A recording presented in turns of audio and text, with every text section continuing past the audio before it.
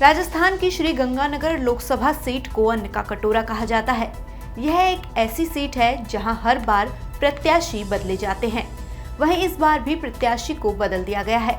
भाजपा ने 28 साल बाद निहाल चंद का टिकट काटकर अनूपगढ़ नगर परिषद की सभापति प्रियंका बैलान को मौका दिया है। यहां प्रियंका बैलान का सीधा मुकाबला कांग्रेस के कुलदीप इंदौरा के साथ है। तो क्या है यहाँ का सियासी समीकरण और राजनीतिक इतिहास, जानते हैं हमारी इस खास रिपोर्ट में। श्री गंगानगर लोकसभा सीट पर बीजेपी और कांग्रेस के बीच सीधा मुकाबला। राष्ट्रीय मुद्दों के बूते बीजेपी दिख रही यहाँ फिर से कब्जा जमाने के मूड में। प्रियंका बैलान और कुलदीप इंदौरा के बीच सीधी टक्कर। श्री गंगानगर में बीजेपी का बजेगा डंका या कांग्रेस की होगी जीत? लोकसभा सीट के परिणाम को लेकर असमंजस में है राजनीतिक पंडित।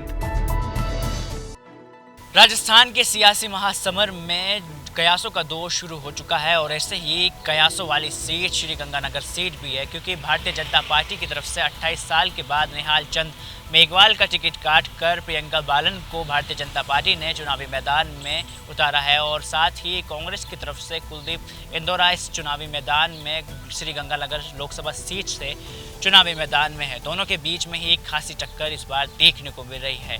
अब देखने वाली बात ये होगी कि अन्य नगरी के कटोरा कहे जाने वाले लोग श्री गंगानगर लोकसभा सीट से कौन होगा जो संसद तक का सफर तय कर पाता है। Rahul Jangir, India voice, Jaipur.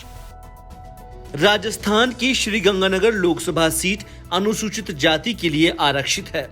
वैसे तो इस सीट पर सिटिंग सांसद की जीत के उदाहरण बहुत कम है, लेकिन साल 2014 के बाद इस सीट पर 2019 के चुनाव में बीजेपी दोबारा जीत कर आई। अब बीजेपी हैट्रिक लगाने के लिए मैदान में उतर चुकी है। वहीं कांग्रेस को यहां की परंपरा से काफी उम्मीदें हैं। 8 विधानसभा सीटों वाले इस लोकसभा क्षेत्र में 5 विधानसभा सीटें श्री गंगानगर की है।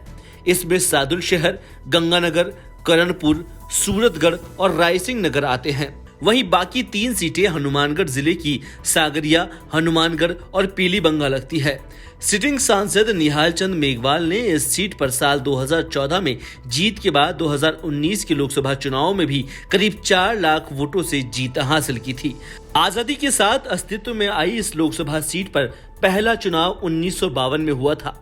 उस समय कांग्रेस के पन्नालाल यहां से सांसद चुने गए थे, जो साल 1971 तक लगातार यहां से सांसद चुने जाते रहे।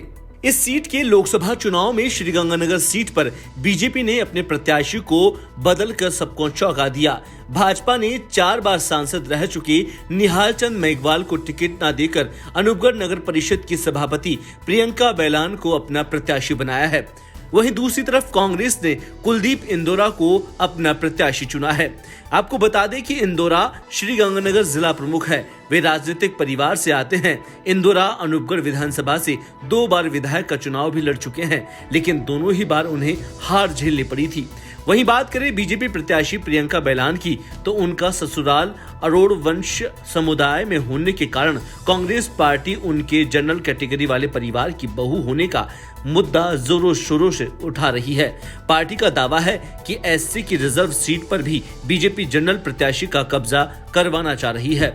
अब तक हुए 16 लोकसभा चुनाव की बात करें तो इस सीट पर बीजेपी के मुकाबले कांग्रेस ने 10 बार जीत दर्ज की है, लेकिन लोकसभा चुनाव साल 2019 और 2004 में बीजेपी ने मोदी लहर के तहत कांग्रेस को इस सीट से बाहर ही रखा है।